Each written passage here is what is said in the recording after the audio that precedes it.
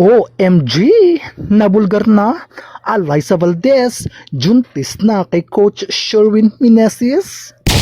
Habang nanonood ako ng live ng finals game Creamline vs Signal, ay may napansin akong isang komento mula sa mga netizens. Sa daw nito, kaya raw nasa bench palagi ang phenom na si Alyssa Valdez at hindi binababad sa laro ay juntis daw ito at nagdadalang tao pa at ang pinaparatangang ama ay walang iba kundi ang sariling coach nito na si Coach Sherwin Meneses.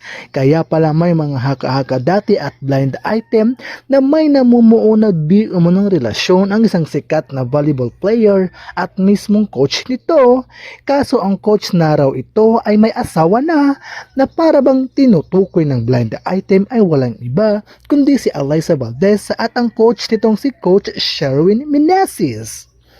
Ayon pa sa isang source ay pagkatapos daw ng conference na ito ay hindi mo namang magpapakita sa publiko ang naturang phenom na si Alyssa Valdez. Kaya pala marami ang nagsasabi at napabalitang mamamahinga muna daw si Alyssa Valdez pagkatapos ng conference na ito. Ay yun pala juntis at nais itago mula sa mga fans at sa publiko ang kanyang pagdadadalang tao. Kayo mga kabaz, naniniwala ba kayo na juntis na si Alyssa Valdez at ang pinapatangang ama ay walang iba kundi ang sariling coach nito?